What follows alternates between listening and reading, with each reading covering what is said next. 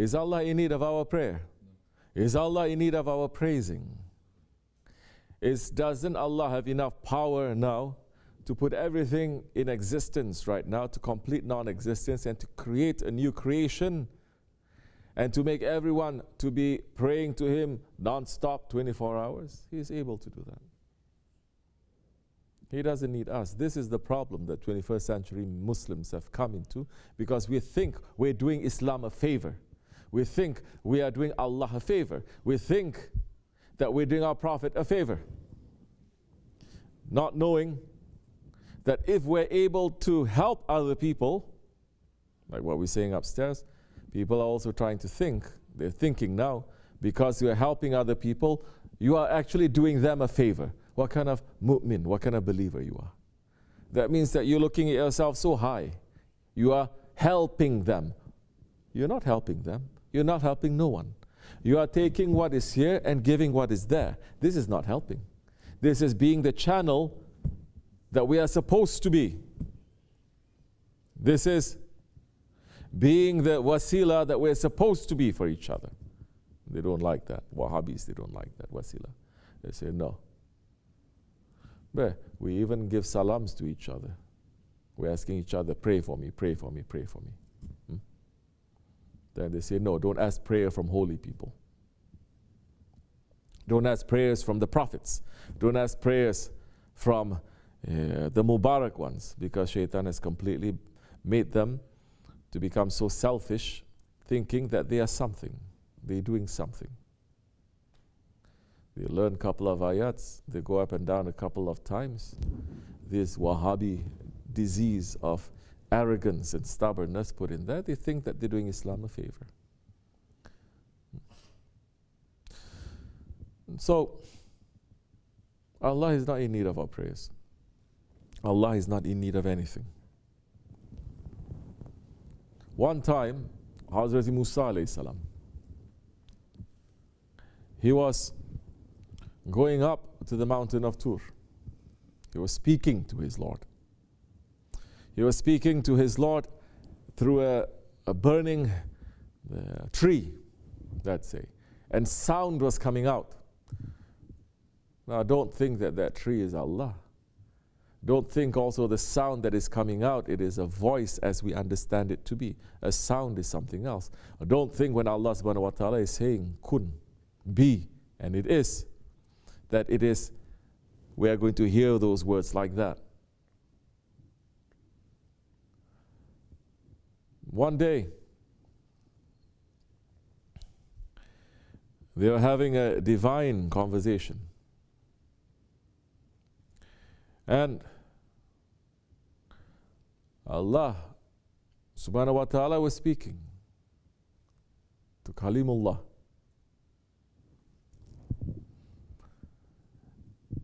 Asking him, Hazrat Musa, Ya Musa, what have you done for me? Hazrat Musa is saying, Ya Rabbi, what can I do for you? Say, what can you do for me? Hazrat Musa is saying, I'm praying for you, Ya Rabbi. I'm doing my namaz for you. This is another secret there, because the prophets, they pray like how we are praying. We are praying like how they are praying, offering 5 times prayer. All 124,000 prophets, they're following not their own shariat, they're following the shariat of the Holy Prophet ﷺ in their own time. Saying, I'm praying for you, Ya Rabbi. And Allah subhanahu wa ta'ala is saying, that prayer, Ya Musa, it is not for me, it is for you. It is going to protect you. Ya Rabbi, then I am paying zakat for you. He says that zakat, it is to make whatever that you have in this world halal. I am not in need of that zakat. The zakat that you are making, it is again for you. I'm fasting, Ya Rabbi. That fasting is to save you, to purify you, to make you to be ready to understand how I have created you, to understand a little bit of what ahsani taqwim is. The most perfect form, that when you are fasting, you're going to have a taste of that. To bring you back to me, to bring you back to yourself, your original self, that you are not in need of anything except for me. And you understanding everything is coming from me. So that fasting, it is for you. I'm going to the Hajj, Ya Rabbi, because every prophet has to go to the Hajj. That Hajj, Ya Musa, it is for you again. It is for you, and it is for your followers, it is for people up till the Akhir Zaman. That now they're going to understand both physically and with everything else what it means to separate yourself from everything and to enter into that doorway, into that death, and to come into my presence. I said, Musa, it's at a loss. I said, Ya Rabbi, I don't know what I can do for you.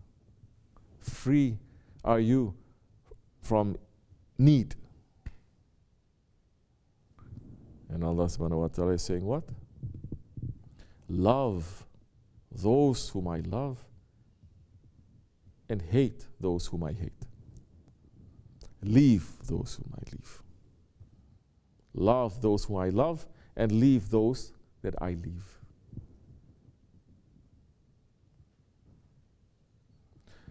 What have you done for the sake of Allah today? This used to be a very strong thing that especially the people of Tariqat, the people of the Ahl Osman, they must have in their homes to remind them, going in and out of their house, as you're entering into that dunya, as you're entering from that dunya, entering into your house from that dunya, to remind yourself, whatever it is in the dunya, think about Allah first. And think about Allah first. When you're in that dunya, what are you going to do now for the sake of Allah in that dunya?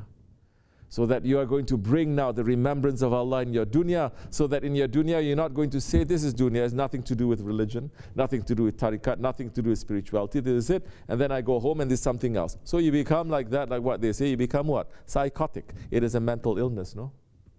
Isn't it? When you have psychosis. Is it a mental illness or no? Yes. Muslims suffering from psychosis for over 100 years. We have this sickness. This is Islam, this is not Islam, this is. So you just keep switching. Whereas Islam, it is to bring everything together. The Sharia of the Prophet ﷺ is to bring everything together. The Tariqat is to bring everything together. The Ummah is to bring everything together. So that you're not split.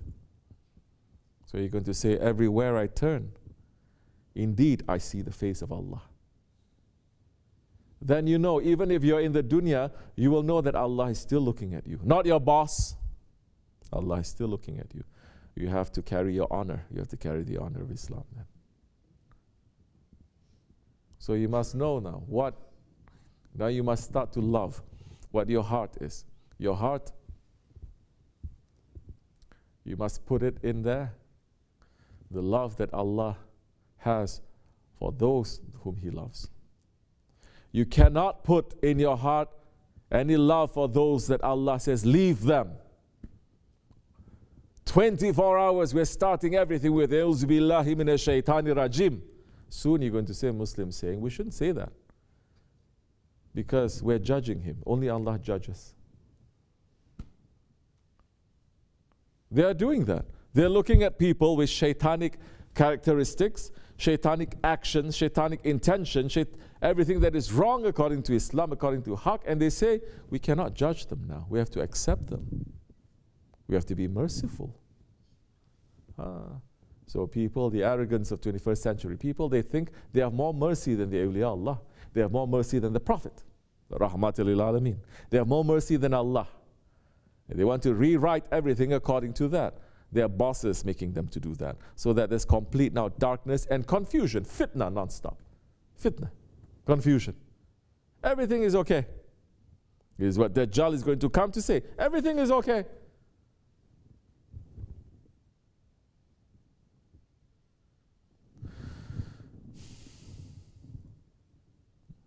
So we have lost. We have lost what we are doing it for, whom we're doing it for. The religion has become, we're doing all of it for ourselves. Allah is saying, everything is for yourself. This is what exactly has become. Especially in the people of the Akhir Zaman, everything they're doing is no longer for Allah's sake, it is for our sake.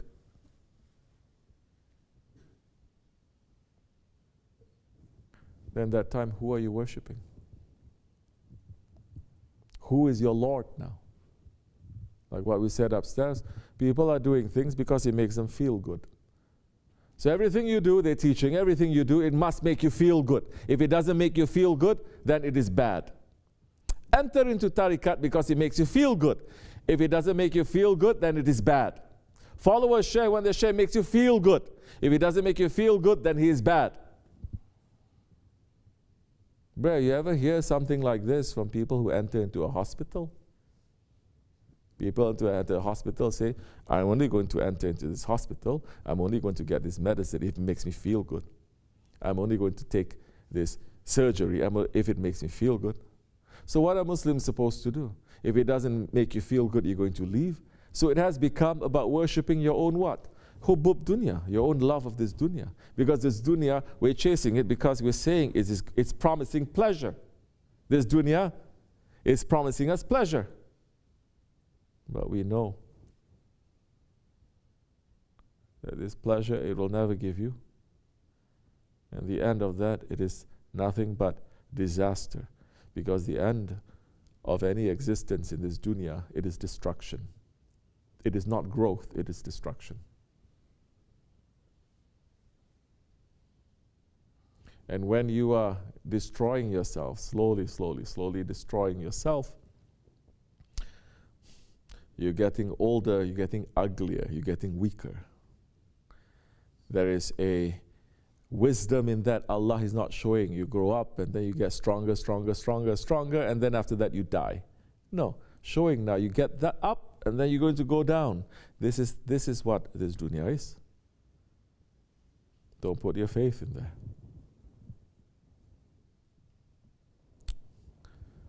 Now, then we must look to see. Love those whom Allah loves. Who are those ones? Don't try to judge people also. Look. Who are those that Allah loves? Who are those that Allah says leave? Allah has created everything for the sake of His Habibullah. Love your Prophet first. Love his inheritors. Love the awliya Allah. Love those ones who are struggling to be good. Love those ones that even when they are weak, they are struggling, fighting with themselves to be good. Love those ones. Love those ones that they cannot stand up to fight for themselves, that they are oppressed, that they are gharib, that they are mazlum. Love them. When you start loving those ones whom Allah loves, now you cannot separate to love those ones that they love too. You cannot say, okay, I love the Prophet because Allah loves the Prophet, and you say, my love is only going to limit it to the Prophet. I'm not going to love whom the Prophet loves. You cannot be like that. Slowly you're going to see that now it's expanding. It's never becoming smaller, it's expanding. Now you're going to say, I love my family, my children, my car, my career, my future, my this and that. Now you're going to transplant. You're going to take out that love. You're going to say, it cannot be that. Dunya is teaching me that. First, love yourself. It cannot be like that. So now you have to put that love of Allah, love of the Prophet, love of those ones whom the Prophet loves.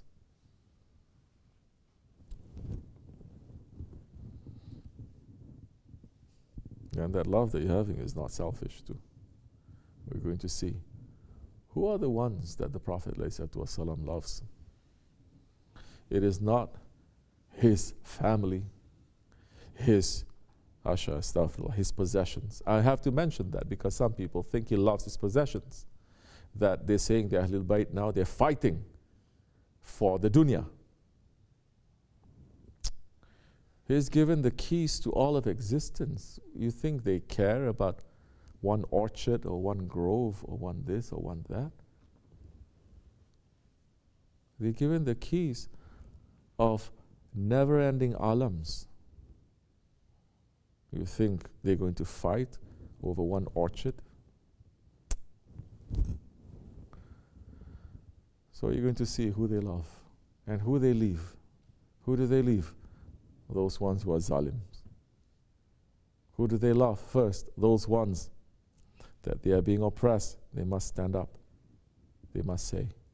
They must protect as much power as they have in their hands. So people have completely forgotten this part. They think they become so proud. I pray 5 times a day. I've served Allah. Subhanallah. If this whole of creation, if every man, if every animal, if every plant, every living thing, if all the angels, if all the other creatures that we see and we don't see, everyone stops worshipping Allah, Allah will not get smaller.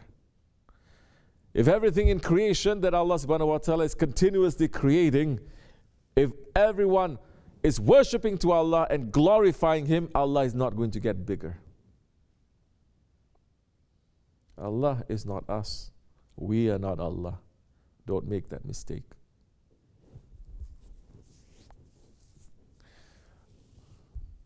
And Allah is saying, if you are performing your obligations that I've given you, you are doing that, I will love you. Meaning that you're doing everything for yourself. For yourself. It's not in need. You're doing everything for yourself, I will love you. But if you grow up a little bit more, you become more mature spiritually, and you say, now my heart is pulling me, I must do certain things. Although He's not saying it, but it makes sense. I must run to try to do that. What did you do for the sake of Allah today? You're running for that.